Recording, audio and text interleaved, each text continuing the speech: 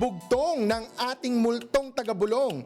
Unti-unti na nga bang nabubuo ang Magic 16 Magnetic Puzzle Ball. Magic 16 Magnetic Puzzle Ball yan ha. Pwede nyong i-google ha. Hindi lang Magic 16. Sabi kasi ni multong taga-Bulong, ang Friday the 13th nagiging February 14th na daw. Meron kasing magkapamilya, si B1 at si B2, na may mga negosyo, tsaka ang negosyo nila at ng kanilang mga pamilya ay hindi na lumalago sa ngayon, bagkus nalulugi pa. Tapos, sangkot pa sila sa mga sangkatutak na kaso ngayong wala na sa kapangyarihan ang kanilang mga nakakatanda. Ang problema pa, yung mga malalaking pamilya, mas malaki pa sa kanila na nasa itaas, nag-uumpugan at nag-aaway at sila ay hindi makapag-negosyo ng tahimik kung hindi sila pupusta o susuporta sa isang malaking pamilya. Ngayon ba o hinaharap ang kanilang pupustahan? Kaya naman, gagawin nila ang isang estratehiya na ginagawa sa negosyo or sa stock market. Ang tawag dyan, hedging. Okay?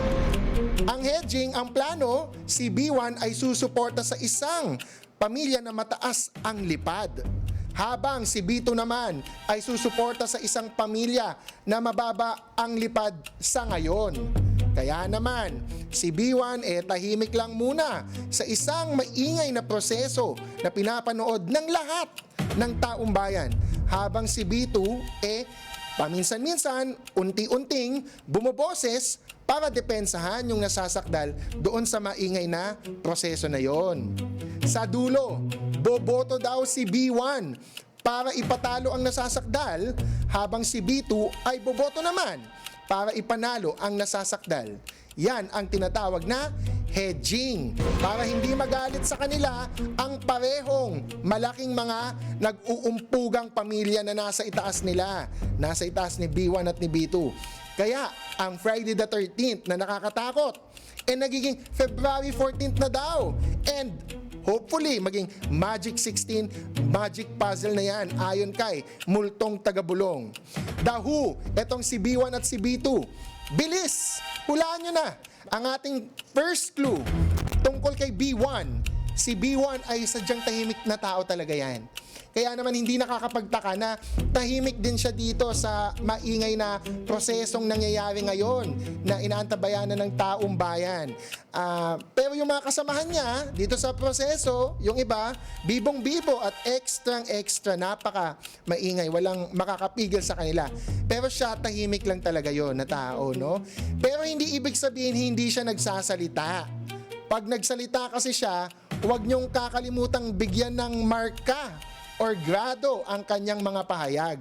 Tahimik lang siya, pero marami na siyang nagawang mga negosyo, lalo na sa politika. Under the radar, pero matinik at markado ang pera sa kanya at kanyang pamilya. Sino? Si B1. Ito na ang last clue para kay B2, kasi kanina si B1. Si B2 ay miyembro ng bagong henerasyon at pinakabata sa kanyang mga kasamahan.